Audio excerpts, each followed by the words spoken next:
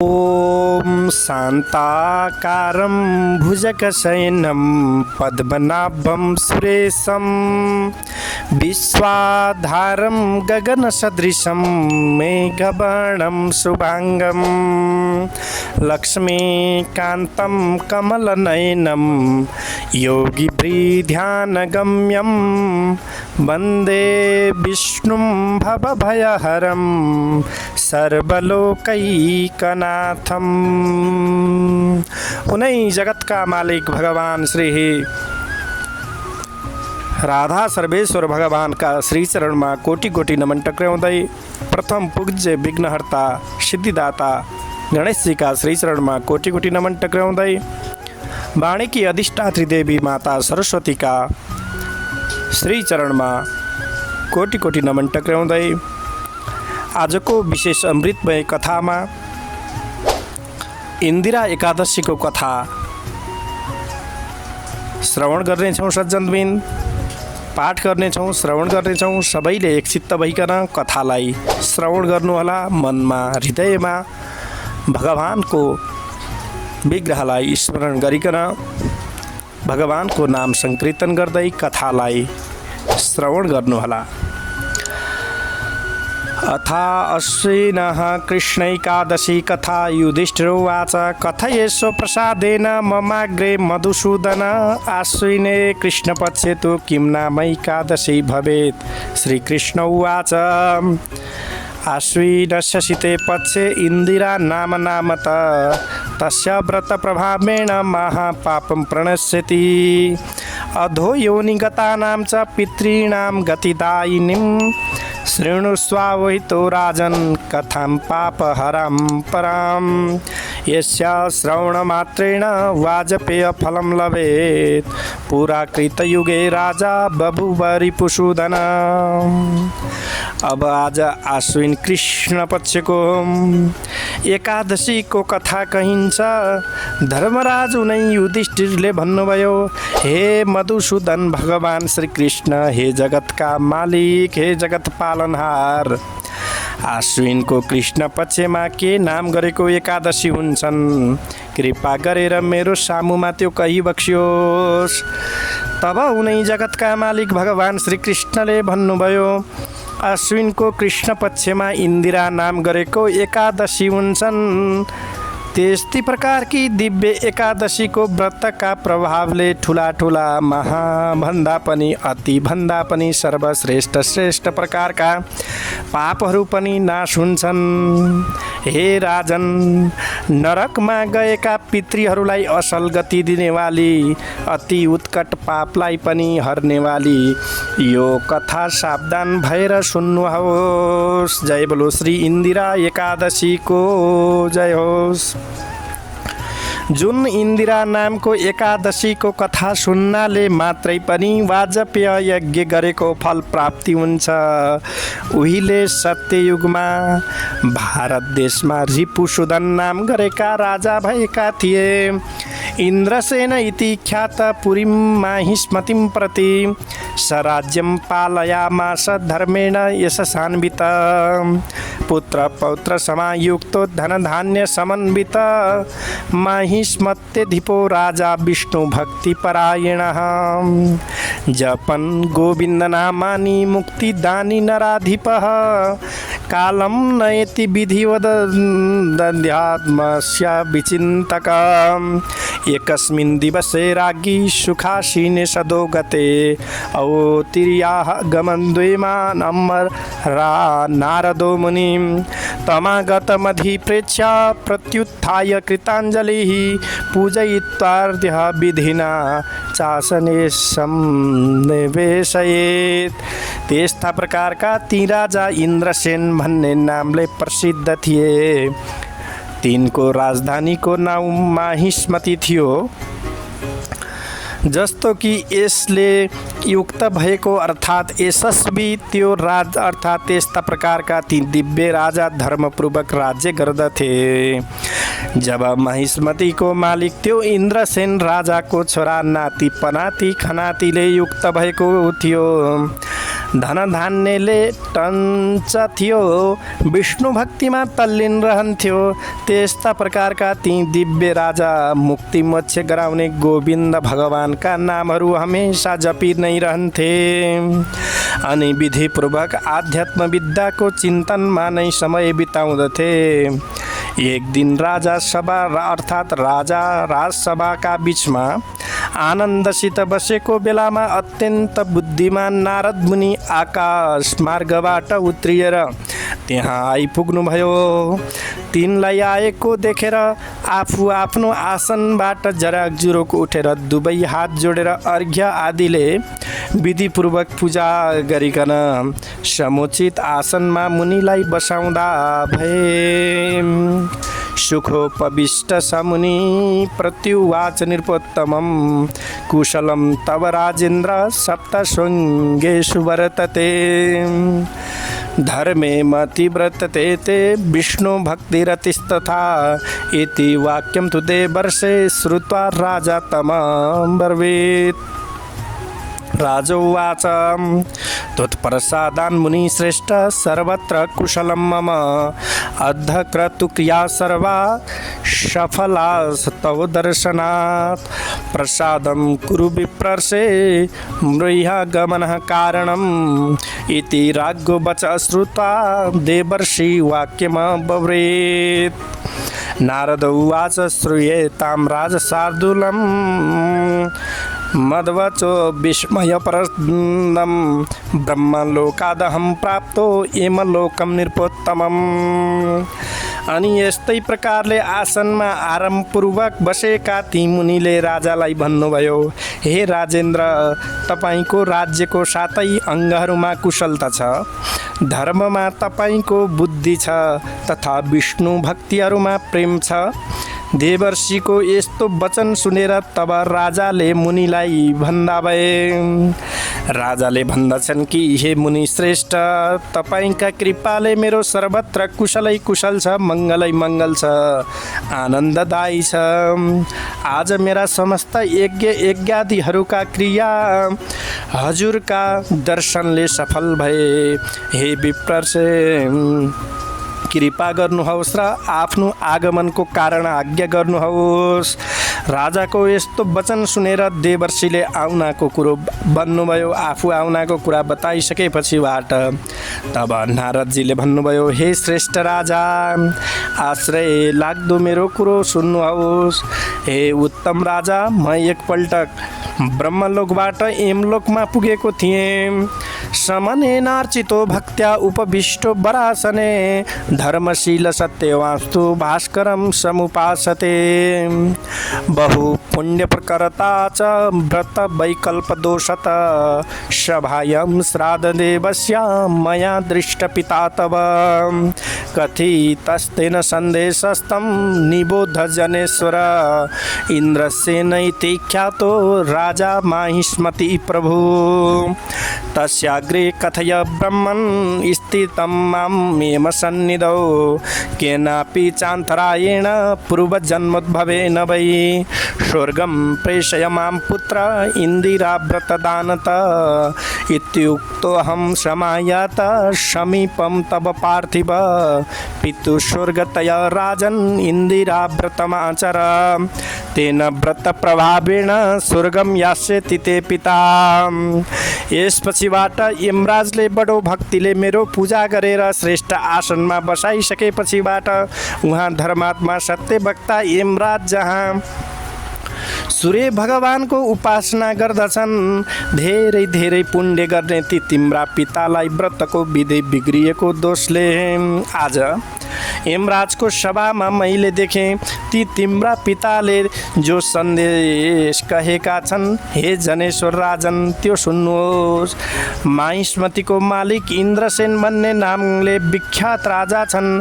हे ब्राह्मण, त्यसका सामु गएर पूर्वजन्ममा गरेका कुनै व्रतको दोषले उत्पन्न भएको पापले मलाई यमराजको नजिकमा नरकमा रहनु परेको छ भन्ने सन्देश कहिदिई बक्सियोस् कि। हे पुत्र इन्दिरा एकादशीको व्रतको पुण्य दिएर मलाई स्वर्गमा पठाइदेऊ भनेका छन् भनिकन यस्तो प्रकारको दिव्य समाचार सुनाइदिनु। उनले मलाई यस्तो भनेकाले हे राजन, आज म हजुरको समक्षमा समीपमा अर्थात् आएको हुँ। हे राजन, पिताको स्वर्ग प्राप्तिका लागि इन्दिराको व्रत गर, त्यसै व्रतको प्रभावले तिम्रा पिता स्वर्ग जानेछन्। राजौवाच कथयेष प्रसादेन भगवन् इन्दिरा व्रतं विधिना केन कर्तव्यं कस्मिन् पक्षे तिथौ तथा।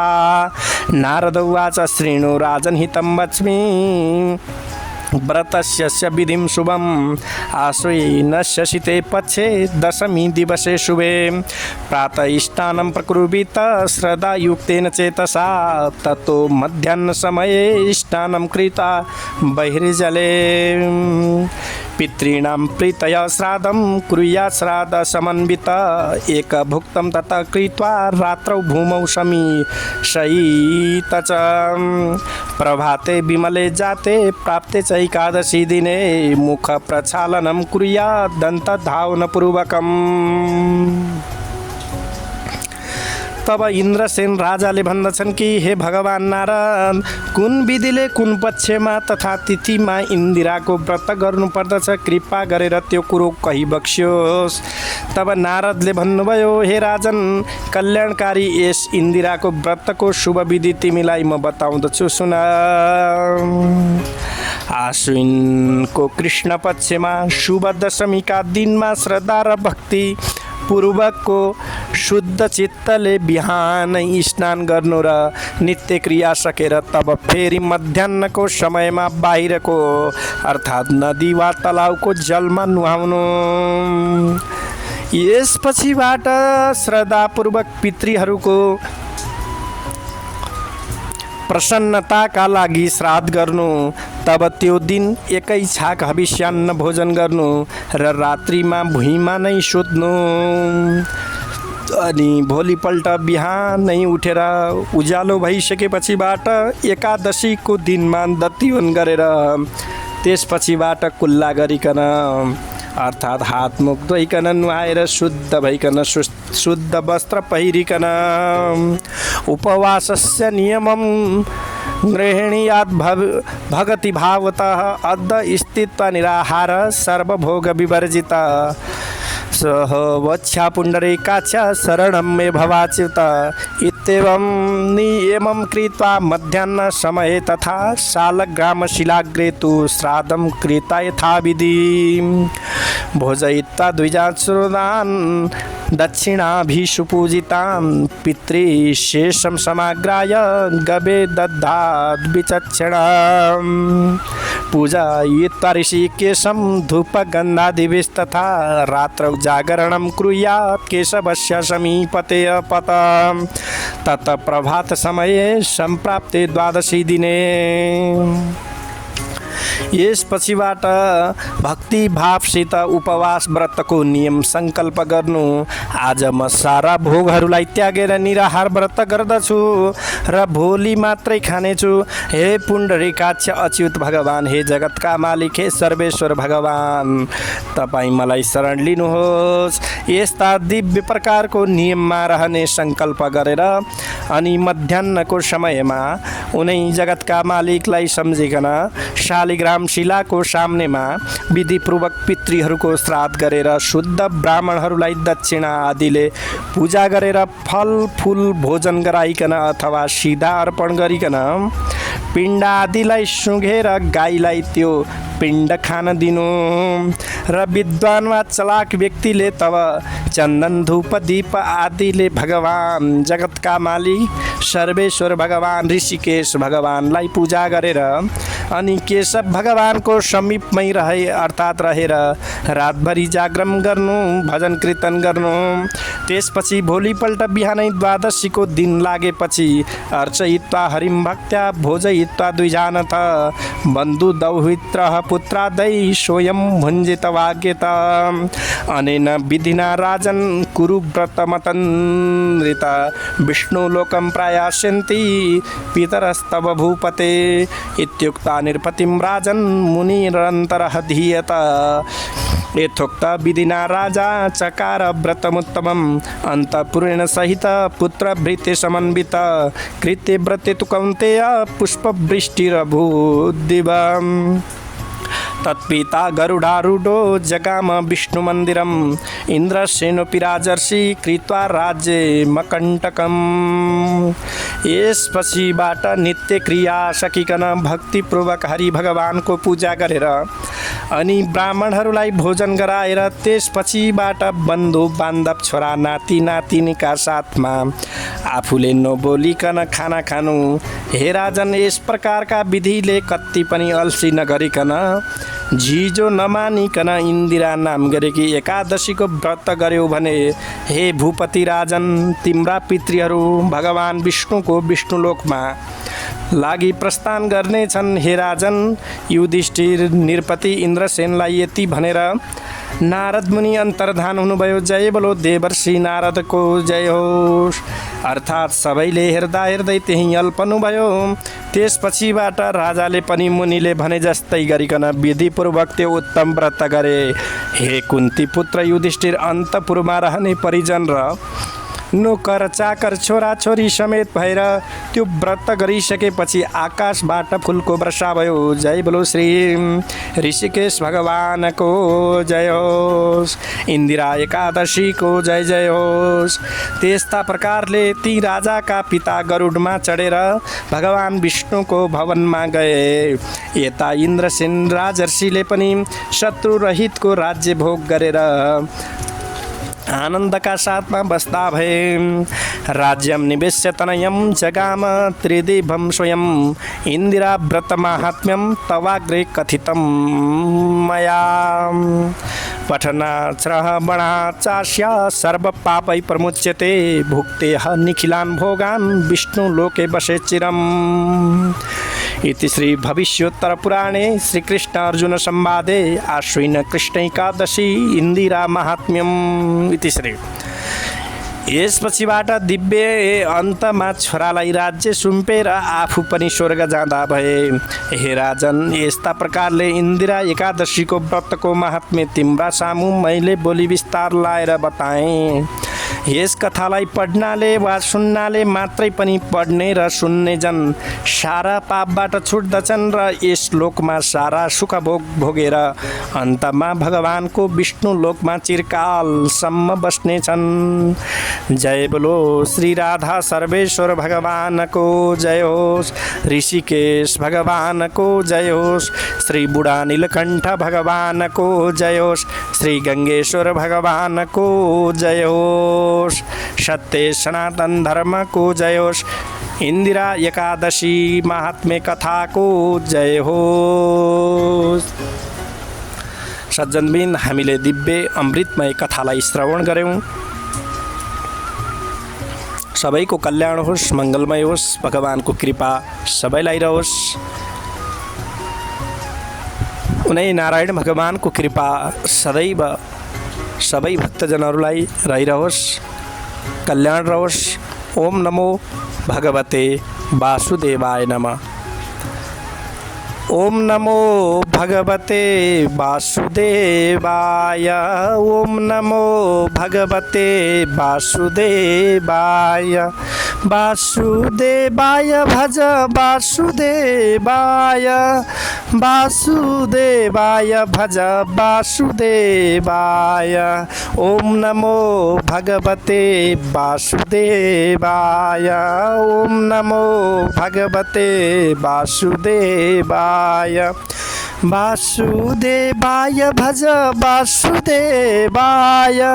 वासुदेवाय भज वासुदेवाय। जय बोलो श्री हरि वासुदेव भगवान को जय हो।